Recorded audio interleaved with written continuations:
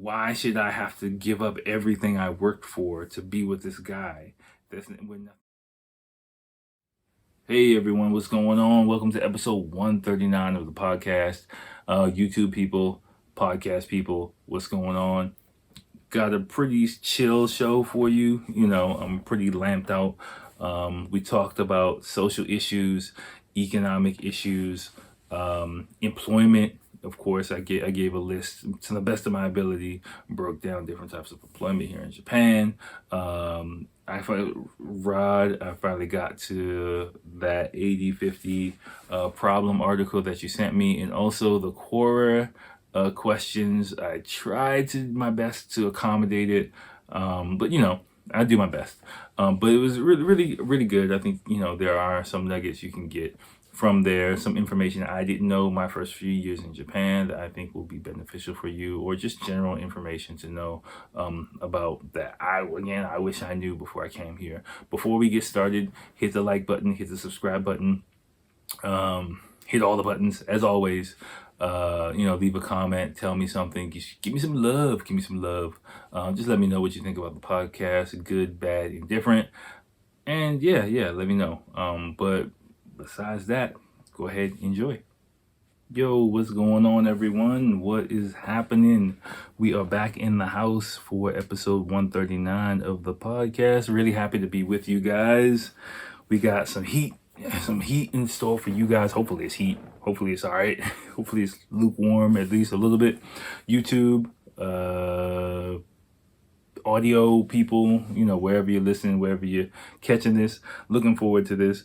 Getting a little bit started a little bit late in the week. Sorry, my apologies. Well, you might not know, but for me, I was planning on recording last night, but I had some shit to do today. I was just like, yeah, fuck it. So tonight, I have some shit to do tomorrow. So I was like, let me just record it now while I'm in the groove. It's not gonna be as rushed as last time. Joshua, thanks for the feedback. Let me know it didn't look as crazy as it felt, because in my mind I just had like my internal clock going, like, oh shit, I got 20 more minutes. Oh shit, I got 30, 15 more minutes. Fuck, I gotta get the fuck out of here. So but yeah, this episode should be a lot more smooth. I got some alcohol. I said I wasn't going to drink today, but I got a little, again, bootleg house glass of wine. You can pretty sure you can guess where it's from. It's from Costco. I went with my family today, and I looked at my son. I was like, should I get some wine? He just looked at me like, gave me a little thumbs up. I was like, all right, daddy's getting some wine. So we went to surprise and picked him up in kindergarten. All the little Japanese kids who were in there, they were like, oh, because it's a big black dude coming up in the school. Like, one of the older girls, like my wife and I walked in. She's like, your butt. Yabai means like, how do I describe yabai? It's kind of slang for like something surprising, or also good. It's kind of like saying bad. Just like how bad used to be. Well, I guess it still is slang for cool. For good, kind of yabai became something like that about like 5 to 10 years ago. It became slang here in Japan. So yeah, so that was like the first thing a little girl just looked at me like, yeah, boy, which is kind of funny. I had a mask on, so I was just like, I could just like laugh at her, and she couldn't tell. And I went to like my son's like playroom where he was, and yeah, all the kids were there like, oh, just looking at me like, oh my gosh, like, he has some foreign teachers at his kindergarten too, so I'm just like, hey, I'm here. I was in my casual clothes. Like, but the first time I was like all Bill Cosby'd out with fucking, cardigan and shit. And, this time I'm like, got on some sweatpants and fucking camouflage and shit like that. And I'm just like, yo, I'm chilling. So it was good. Like, my son's already in here. Y'all impression of me doesn't mean shit, I ain't got front for y'all anymore. So, but no, it was good. It was good. You might see me stretch a little bit if you're watching on YouTube. My shoulders kind of acting up a little bit more. I'm hoping I can move up my next chiropractor's visit. Hope they call me. I'm like, please get me in there. So I got like a heating pad on it still, like, but it's starting to like tighten up a little bit. So if you see me stretching out, making it happen a little bit, that's what it is. But or I can just drink and then that'll make me forget. But so besides that, that's about it for the bullshit update. Let's get into things. I got a lot of stuff to clear the air. First off, Joshua, the videos, the Japanese other YouTube videos you sent me, I haven't had a chance to sort through those yet. Probably on the next before the next podcast, I'm gonna look through them and hunt for little topics. I wanna kind of backtrack because I'm kind of a bit semi-prepared for Rod, the Quora big list you sent me. I read it the other day. Hopefully I remember what the fuck I want to say, but I pulled it up on the PC. So we're going to just go through a few Quora things. We're going to go through work-related things, and I'm going to get the fuck out of here. All right, but before that, the first thing is, Rod, you sent the 80/50 problem in Japan. A really interesting article. Of course, it's going to be in the description. It is, it's a Bloomberg article. And if you don't know about Bloomberg, it's a paid service. So if you, I would imagine a lot of you guys don't check Bloomberg as much as I do. I'm not saying that in a condescending way, but the articles there, you have a limit on the amount of times you can read their articles per month, per device, or per whatever. So this is a warning. Like, if you read the article, click the link and decide to sit down and read the whole thing if you're interested in it. Don't just read a little bit, then I'll come back to it, read a little bit more, and I'll come back to it, because you might come back to it and you might be ass out, right? So, if you just listen to me talk about the shit, if you're interested in it, when you have time to sit down and read the whole fucking thing, just read the whole fucking thing. That's my advice. What's that? Disclaimer. Thank you. That's the word. That's my disclaimer on this shit.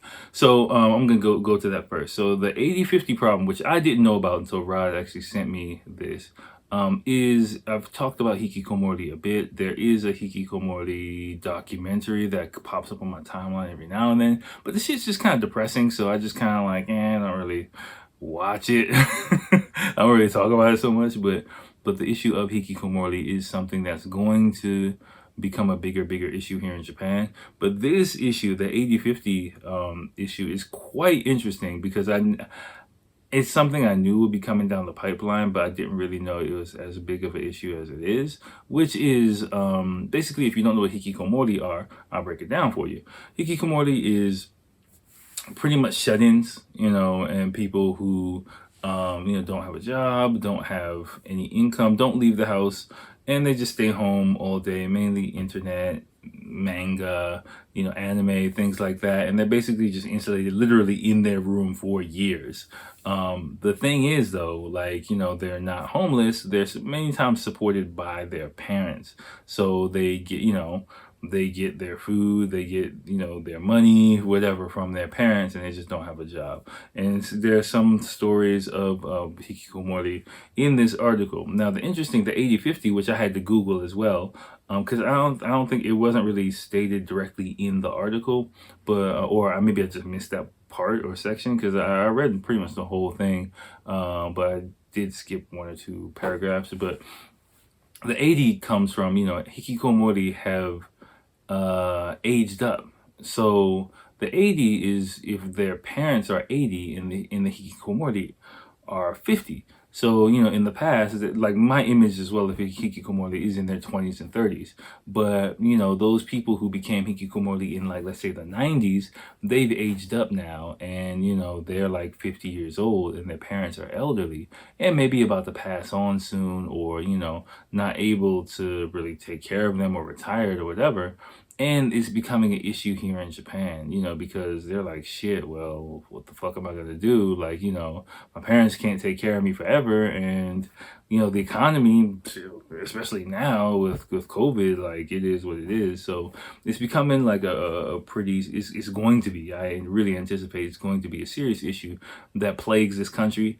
I don't really know how Japan is going to deal with it. I don't really know if Japan can deal with it, just because Japan has a lot on its plate coming up in the next like 25 years or so. So, yeah, it's just going to be these are going to be some of the people left in the wind.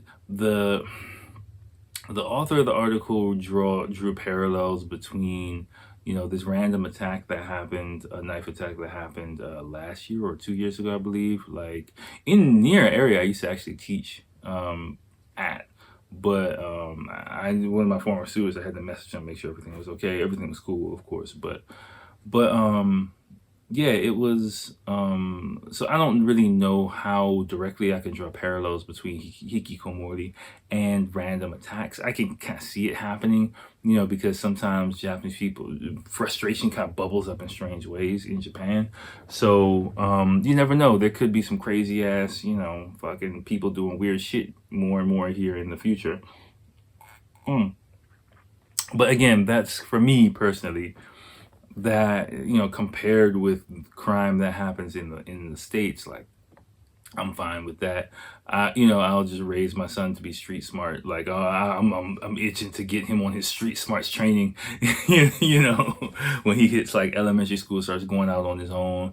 My wife was like, well, what are we gonna do? He's gonna start going to the bathroom by himself soon. We gotta talk. I'm like, chill, chill, chill, chill. Let me handle it. Like, he's still going to the bathroom with me. When he starts going through this shit, I'll address it. Don't worry. I already know what the fuck I'm going to do. I'm not going to like take him to the forest and like, tie him to a tree and tell him to find his way home or nothing like that. But I am going to like, make sure like he's aware of who's around him. He's aware of what's going on. Anything random. I do it now too. Like I just try and throw random shit at him. I mean, not like literally like, throwing apples at his face or anything like that, but like, I try to break the expected pattern of things for him just so that he's on his toes, in a light way. I think, I'm trying to find that medium between the environment I grew up in America and the skills I had, the survival skills I had to acquire, and also his life in Japan, and give him a little bit more than he needs for here, but also less than was put on me as a child. For better or for worse, I don't really know. We'll see how it plays out. But you're a parent. All you can do is the best that you think it is for your child. So. But yeah, the 80/50 problem is gonna be something that I can, like, after reading the article and really thinking about it a bit, I can see it really, something that's gonna become a bigger issue in Japan, along with several others. But again, I tell you all the time, I'm very bullish on this country. I don't, but I'm not naive enough to believe that there's going to be a happy ending where, everything's put like the Japanese way, where, everything's put on a bow, everyone's in the same ship, and everyone, gets along together. There's going to be definitely winners and losers in this country moving forward. Definitely. Like there are. Everyone can't be saved. Everyone can't be helped, no matter how much they try to, you know, what's the word? Put on a front that it can happen. Not put on the front, but give the appearance that it can happen. It just can't. It's just like, from politically, economically, fiscally, so just socially, it just can't happen, right? There's got to be a breaking point in probably all of those factors, at some point. So like I said, I'm totally cool with that. Me talking with Japanese people, our perspectives are totally different. I'm fine with that. Life is a gamble, and like I tell Japanese people in America, life is inherently a gamble. Your job is to play your cards the best way you can, and which is what I'm doing, and I'm just hopefully on the right side. That's all I care about. I just want to be on the right side of it. Whatever the fuck else happens, hey, as long as it's not my family, like here, as long as it's not my family, as long as it's not anyone in my direct, sphere of influence, hey, good luck to you. That's all I can say. So it might sound cold, it might sound fucked up, but that's just the way it is. I gotta get mine, so you go and get yours. One of my favorite Tupac songs ever. Well, it's actually an MC Breed song, but featuring Tupac is "Gotta Get Mine." So Mm. All right. So yeah, that's that. Definitely check out the article. It's in the description. It is a bit gloomy, quite a bit heavy, but that's why I kind of avoid the hikikomori topic in general, just because it's a bit heavy for my taste. But again, Rod, thanks again for recommending it. It is definitely worth a read if you want to know another aspect of the story. That's why I read the whole. Normally, I don't really read those type of articles, but it was a side of the story I had never really thought of. So it was some more data for me to input into my mental computer. So thanks again, Rod, for that. Okay, which one of these am I gonna tackle next? I'm gonna go with types of jobs. Let's go with types of jobs, right? So Joshua, again, this is something that I'm more than likely gonna go over this for the most part from memory. I hopefully I don't fuck anything up. But I think I should be all right. It did take me quite a while to understand the Japanese employment system because it is quite confusing, especially compared to America. The rules are totally different, like the standards are totally different, like the expectations are totally different, and my role in it was quite cloudy until I think I'd say for the first maybe 5 years I was in Japan, and just especially during the job hunting process, I kind of got a better idea of what is what and what to expect for what. So let me just try and give you guys the condensed version of what I have learned. And again, my own opinion, if I fuck anything up, my bad, But pretty much, the main thing you need to go know about Japan is there are two main categories of jobs here in Japan, right? Regular employees and non-regular employees. This is the big kahuna, okay? This is like the top of the top of the top of thing you need to know. Regular employees are seishain, as they're called in Japan, are the majority of Japanese people working, is what you see, right? Let me just say the majority. Like I'd say I don't know specifics, but let me not say, but probably majority. But let's just say the mainstream of Japanese people, your image of the typical Japanese salaryman or businessman or person working for a company, the Japanese work spirit, they are seishain, they are regular workers. What that means is, excuse me, sorry about that. They are tied into the traditional work contract or labor system that in post-war Japan, which means historically lifetime, the promise, quote unquote, promise of lifetime employment. So basically, if you are seishain, that's like the whole. And I think this article even says it's like the holy grail of employment. What it means is you are very difficult, possibly even almost impossible to fire, barring you do some dumb shit, pretty much. So companies that have huge labor forces, it's really tough for them to lay off employees because they have a lot of seishain. Now it's a double-edged sword, right? One, it means security for the employees so that they can completely devote themselves to their work. And on the other hand, companies offer like an environment where they have a army of dedicated workers, but they also have the obligation to take care of those workers. Now that works. Now I'll give you a little bit of my opinion. That works and has worked up to recently in a system where the Japanese economy is very insulated and self-sustaining, right? Like if you don't really need, if all the money you need is pretty much generated domestically, and you don't really have to lack as a company, you can offer like a stable workforce, a stable work environment. But after the economic bubble burst in the 80s in Japan, that really hasn't, Japanese companies have really been on the decline and they've had to cut corners.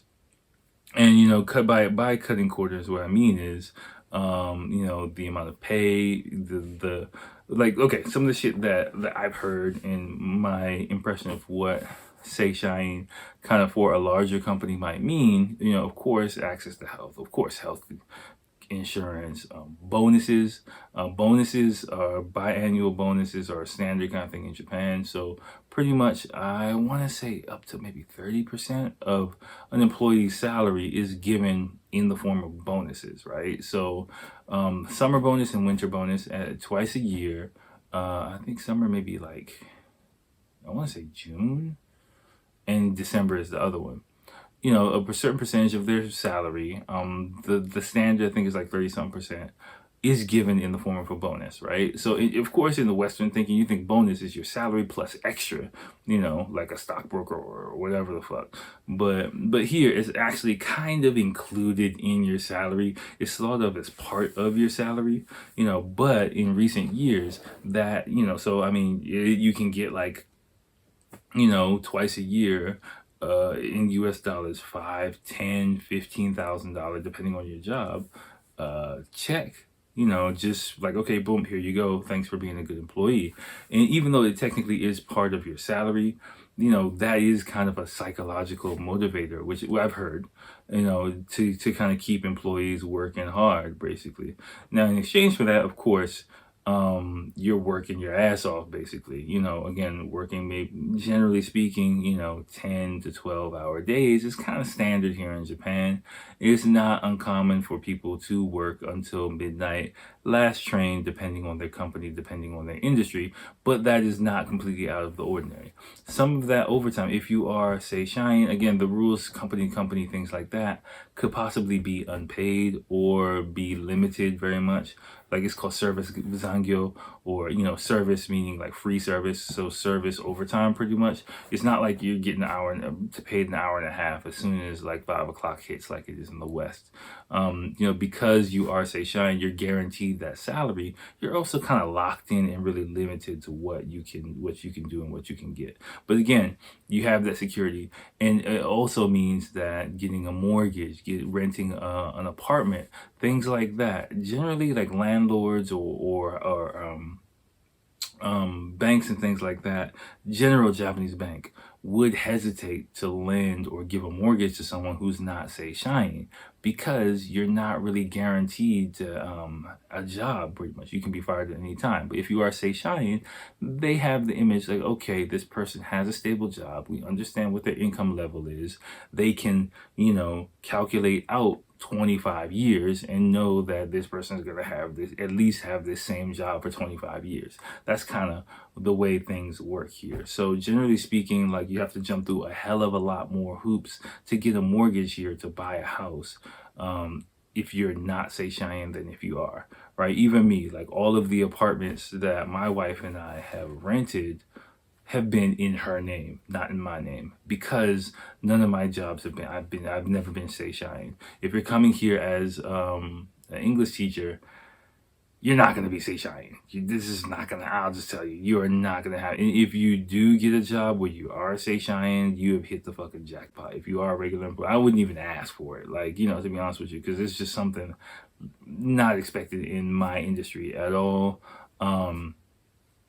Maybe foreign companies, for example, might do it, but I just can't see that happening, really. Like, I rarely hear about that happening. Like once in a blue moon. Again, the company's locked in. They have to really trust you that you're gonna be there. So let me just make sure I'm recording. All right. Okay, they really have to trust you to lock you into that job, right? And which means you have to also fit into the Japanese work environment as well. So again, that's one complete side of the employment picture here in Japan, right? Like, it's only one category, but it's huge, trust me. Pretty much just like you are or you ain't. And you are a regular employee or you ain't a regular employee. And if you ain't a regular employee, then what does that mean, right? And for let me see if I can just, so contract employees, temporary employees, and part-time employees. Well, I think of the other three. Pretty much, contract employee is what it sounds like. A contract employee, you work on a contract. more than likely annual contract, more than likely 6-month contracts. So yeah, annual or 6 months contract might be it. Pretty much, you're locked into conditions and standards and set salary, maybe some overtime, maybe some benefits, but you have to renew your contract annually. Now, in your mind, you might think like, well, hey, I've got a job. Hey, I got a contract. What the fuck is the difference between, say, Cheyenne regular employee and me being a contract employee? What the fuck? I got a job. No, but you can get cut at any time, right? It's a lot tougher for a company to cut regular employees than non-regular employees. A hell of a lot tougher. And they have a hell of a lot more obligations to their regular employees than they have to their non-regular employees. So like, it's kind of like a big controversy here in Japan now, especially with the COVID situation, because the rights of non-regular employees are so fucked up. I was watching the news the other day. I think there's some Japanese Supreme Court ruling about some shit. I couldn't really understand it. I turned it on for a second, and it was legal Japanese like that is kind of tough for me. So, but yeah, it was some workers' rights thing for non-regular employees. I caught that much, but the rest of it was a little bit too technical for me. But yeah, so like coming to Japan as a teacher, or something like that, you're probably gonna get a contract job. That's the best I would say to hope for. Even if you work for a company long term as an English teacher, you're just gonna keep getting contracts. That's all it is, right? And that's just the life you're gonna have to live, which is why. Again, why life gets a bit more complicated here the longer you are here, because if you meet someone, you get married, and you were a contract employee, that's gonna make your spouse kind of nervous, eventually, I would say, in most situations, just because getting married and settling down, the general thought is to be a regular employee or seishain, so that there's some kind of guarantee as far as insurance, as far as benefits, as far as regular salary. But settling, like, because again, if you have kids, maybe until recently, maybe your wife might have to quit her job or go off her career track or things like that, and that's a big ask for her, without any guarantees of what the fuck is gonna happen. So that's where some of those conflicts kind of come in, right? And like me being married now, I completely understand it now. But in my 20s or when I was single, it was really kind of tough for me to understand. Like, what the fuck is the difference? I got a job, I got some money, what the fuck? But, 20 years from now, 5 years from now, 10 years from now, if you got kids, when your kids need to go to college, when they need to go to private school, if there's that unknown, Japanese people don't like unknowns, and that's a big one. Now, so you got contract, then you have temporary workers. Temporary workers are, pretty much they're not employed by the company that they work at. They're just temps. You know what it is. And so that again, haven't really done anything with that. But you're just a temp, so you really don't have any benefits at all. And then you have albeit, which are part-time workers, which are not full-time workers, right? I think those are the main things to really understand. Generally speaking, more than likely, if you come to Japan to work, you're probably going to be a contract worker, is the main thing to understand. If you want to be in Japan for a long time, trying to become a regular seishain worker is going to be a really, really tough ask. But if you can find it and it's a good salary for you, it might be a good situation for you, but just make sure, again, more than likely, good jobs, you're locked in. So some companies balance the security of being seishain with a lower salary now, and I don't know, like for me, like, before I just was my thing, so I just want to be seishain, but like now it's just like, yeah, fuck all that. I'm not discouraging you from going for it, but being seishain with a low salary isn't really fun at all, and I don't know, whatever. Just familiarize yourself with these terms is all I'm saying, right? And then there's the third category, which is not really talked about here, which is gyomu itaku, which is self-employed or sole proprietorship pretty much, you're just freelancer, is what it is. So you're not tied to the company at all. Your expenses are tax deductible. You're free to work around and move around with however you want, wherever you want to do. That's kind of the road I've taken.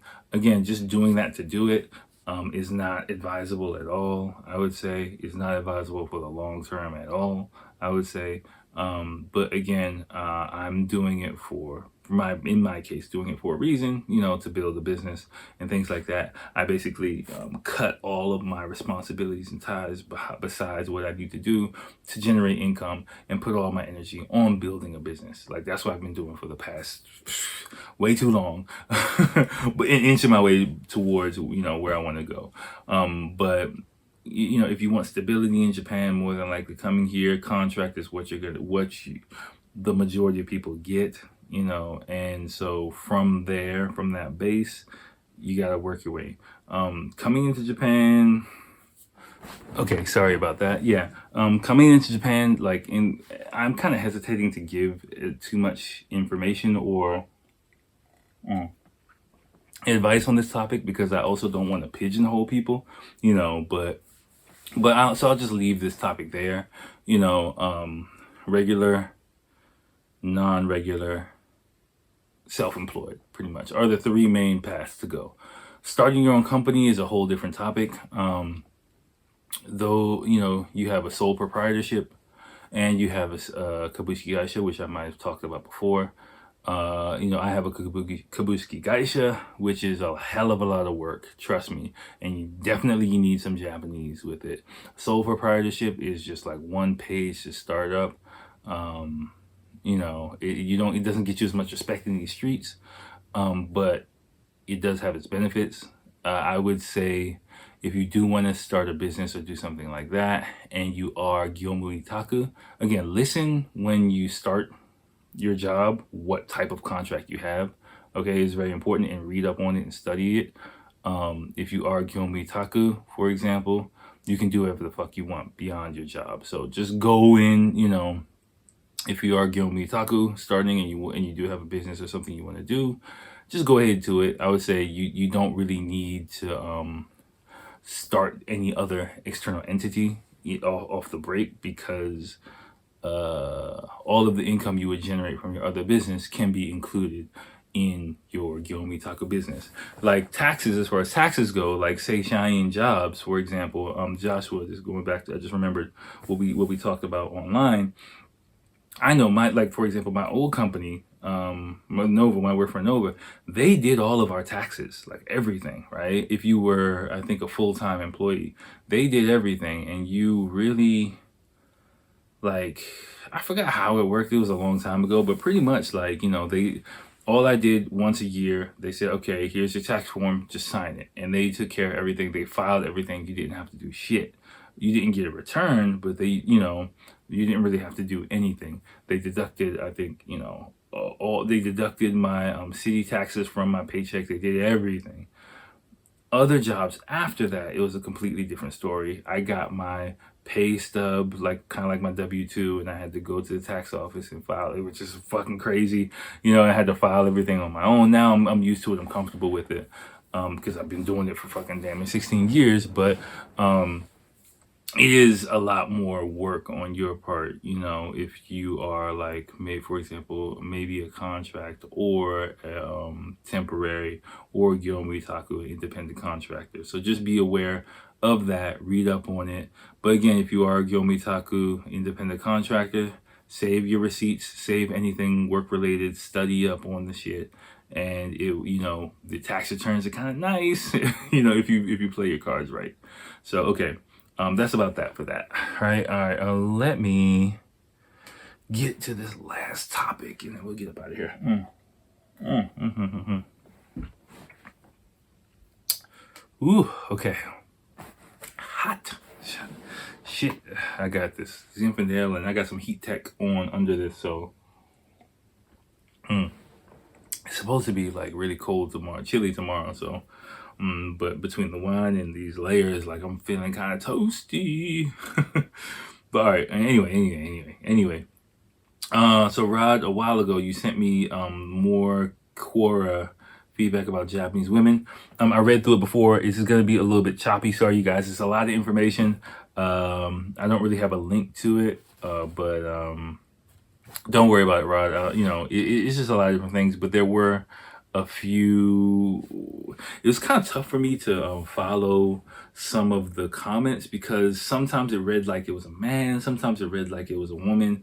It was quite a few different things. So, but I'll just take some of the points, as always, and just like give my 2 cents. So one of the people, they talked about the marriage system in itself, and the person seemed a little bit bitter about it. Like they even said, like, about a married life, that either your spouse wants to fully depend on you financially, like a cash machine, or they want their man to do better than them. Now, this for me, again, being married and listening to my wife talk and some of the challenges we had to overcome, I kind of don't. I used to think like this, but I kind of started to take the women's side a bit more in this situation, because getting married to someone is a huge commitment in Japan because of the gender inequality issues in Japanese society. Like a woman, being a career woman, even being a single mother right now is a really big issue here in Japan. And for a woman to get married to someone, and of course, getting married means wanting to have a kid, and there's also the social stigma of being an unmarried mother, for one. There's a lot of financial disadvantages to it, for two. And, just for three, there's a lot of societal pressures to be like a housewife still here in Japan, right? And to be taken care of and put all your energy into raising kids is still a big issue.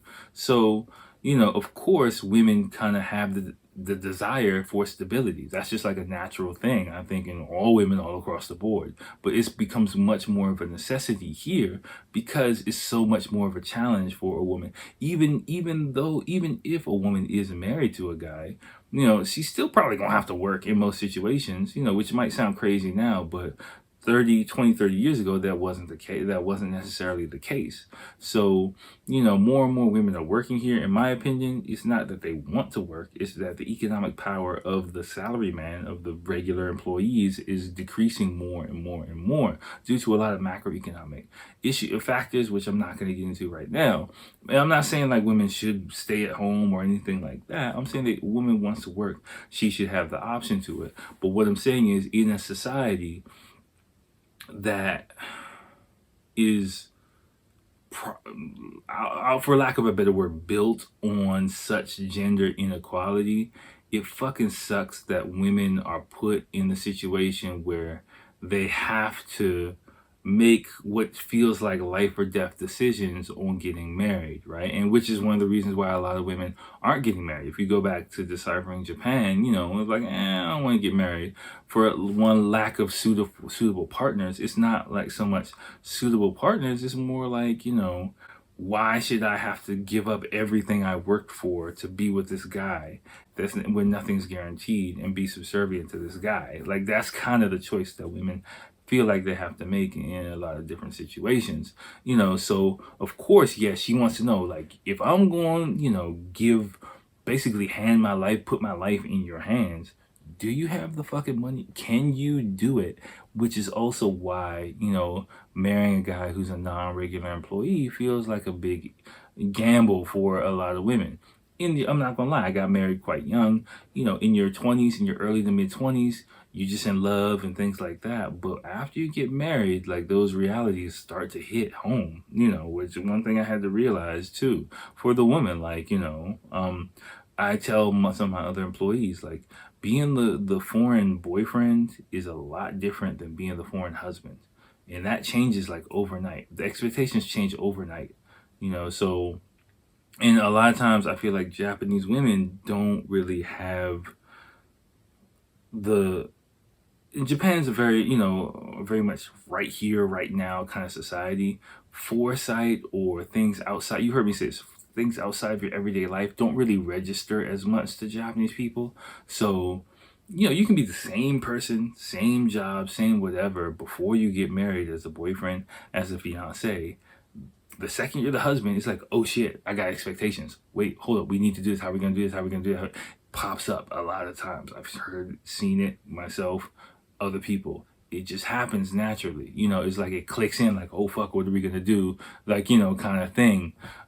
So yeah, and so more calculating women, I don't use that in a negative way. I say more women who, want more guarantees about their life, aren't willing to, more traditional, more not traditional, not only traditional, but more conservative, traditional, mainstream, i.e. boring women, might put boring women. Those are questions they want answered before they get married, and thus what they look for in a potential partner. So I don't really see that as a negative for me. It's just it's not like you're a fucking gold digging bleepity bleep. It's like, okay, I understand this is what you're looking for. I put a Japanese gold digger in a little bit different category than I would a woman who's looking for a guy to provide for them financially, and wants to make sure that they do that. It's a little bit different than how I would consider it in the West. So I a little bit disagree with that person on that point, right? It was, yeah. One guy, he was talking about many old fashioned men, have unrealistic. And one guy was bashing the women, and he was talking about some of the women that he hangs out with or something. Yeah, the guy, Rod, you know what I'm talking about. The guy, I'm guessing this guy who is in with all the kimono women. He kind of strikes me as the guy hanging out with these older single women. And they gas him up. Like, I've been in this situation too, where like the picture. I won't really share it with you all, but Rod, you know what I'm talking about. Looking at the picture, I can kind of see these are all probably single older women. They're all smart, they're all intelligent. They all tell him, "You're so great. Why can't complain about Japan? Complain about Japanese guys. Like, tell him he's the greatest or whatever." I'm not sure if this guy's dating anyone. Maybe he has a girlfriend, maybe he has a wife. I don't know. But, generally speaking, like, you'll get in these conversations with a group of single older women or even married women who complain about Japanese guys and tell you how great you are, and how they would love for you to marry them or marry their daughter or whatever the fuck. Don't let that shit gas you up, man. Like, that generally is, again, in Japan, those kind of conversations are not practical conversations. In the West, if someone says some shit like that, you kind of think they really mean it. In Japan, not so much. Like, people kind of playfully say things that have a lot more, their words have a lot more weight than what they're really feeling. They might say some shit where it's just like, whoa, damn, really? But in actuality, they're not really thinking about that deeply. And I think, like, this guy hearing these women, meeting all these women who are, really talented, really probably, I can imagine, really, really smart, maybe bilingual, well-traveled, things like that, cultured. But generally speaking, like, the average guy might be intimidated by that, because the bar is so high here. There's a Netflix special, which is kind of, let me see if I can find it. 1 second. I watched it the other day. Yeah, it's called Tokyo Idols on Netflix. Let me just, sorry, you might get some little audio. Let me just put it in the profile for you. But it raises a few points. Sometimes it's a little bit creepy, I'm not gonna lie, but it does raise 1 second, a few issues that explain some of the issues with dating here in Japan. If you have Netflix, like, in you, more than likely you'll probably have it in your country, because it seems like in the West especially, there's a lot more movies available than in Japan. But besides the overt kind of creepy nature of some of the idol culture, really listen to how people break down idol fans and things like that. Like, get past the optics of it, I would say. For me too as well. Like, just knowing people who are really into idol, even junior idols and stuff like that. If you do watch this movie, it all kind of connects with dating here in Japan. It's not, for me, for my watching it, like especially the junior idols, like, you got 40, 50-year-old guys, all googly eyed over like 10-year-old girls in some cases. It's not as pedophilic as it might seem with the Western eyes, is what I would say. I'm not making excuses for it. It's not my cup of tea. Like, it's kind of weird to me too, but I would say what the guys are saying, take that for its word, and like they are literally saying like they give me hope and inspiration and give me joy.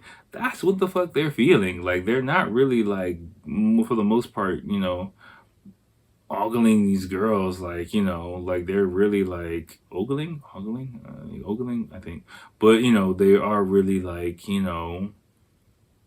getting some whatever joy out of it. And I was talking to my wife about it, and just in general, I think like the whole idol culture, the idol business is fucking smart. It's just like the hostess business, it really is. Is selling attention and selling interaction and selling an illusion, selling a dream for money, and I think you can see if you watch that movie, the idols are really good at it, and I've seen hostesses that are really good at it too. And it's kind of the same thing, in a different form. Really, it's a different hustle, but that kind of can give you, if you really listen, give you an idea of some of the challenges, I think, of dating here in Japan that a lot of these men experience, but also paired with the gender inequality that goes on here. It's a really heavy hurdle for Japan. But yeah, the last, I think, Japanese dude, I really didn't read that. It was just a lot of like blah blah blah blah. So I'm not gonna lie, sorry.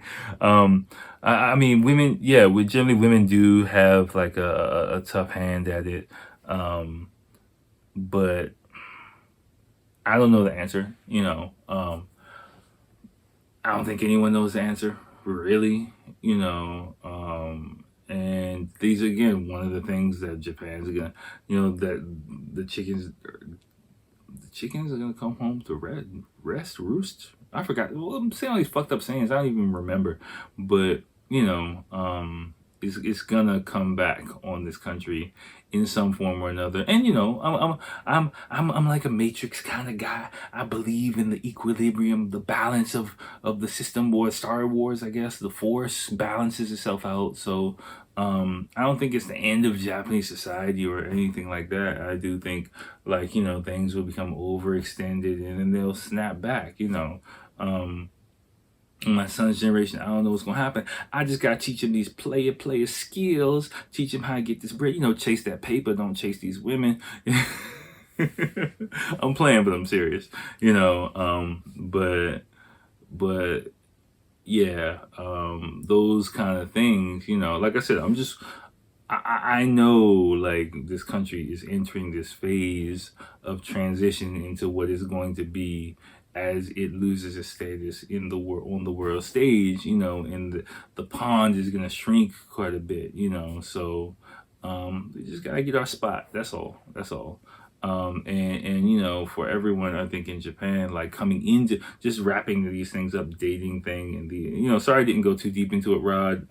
If there's any other points you want me to pull from it, just message me, of course, email me, of course. But yeah, just in general, I think, just to wrap up this whole episode and this whole topic, I think, gender inequality,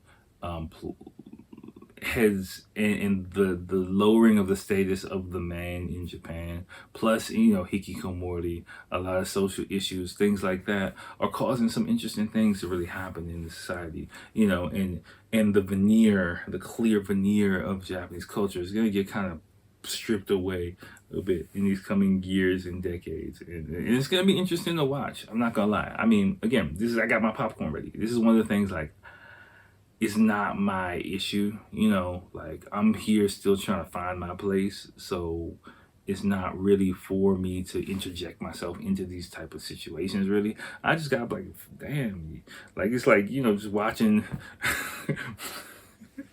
Sorry, it's like watching like a big spill in like a store, you know, and your customer like, oh shit, there's a bunch of fucking ketchup on the floor over there.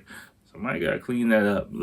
That's how I'm like, I'm just walking through the store like, yo, somebody gotta clean that up. Like, I'm not gonna get on the floor and like wipe down the fucking like, you know, linoleum or anything like that. I'm trying to find what I need, you know, for myself and my family, and that's where a lot of my energy goes. But again, I think it's a land of opportunity. I think, you know, there's a lot of people here, interesting people, intelligent people here, women, admirable women. I think the good thing, you know, if you are like a foreign person coming here with a good heart, with a good mind, you know, there's a place for you and there's someone for you, wherever you are, wherever you are. I do believe that, you know, but you gotta jump through some hoops. You do, and you gotta find your place. And there's no easy path anymore here. I think there's no easy path anywhere. You know, the whole world is going through a transition phase. So, you gotta get it. You know, you gotta get it how you can get it. So, you know, fucking get it. That's all I can say. That's all I can say. That's what my effort is going into. But of course, be happy. Like there's no doom and gloom here. You know, I'm very much happiest I've fucking been in my life. I went to Costco. I had a great ass time with my family. So, you know, I encourage you to do the same. So, all right, we're gonna wrap this episode up right there. Thank you guys for rocking with me once again. 52 minutes. Boom, boom, boom. All right. So yeah. All right. That's it for now.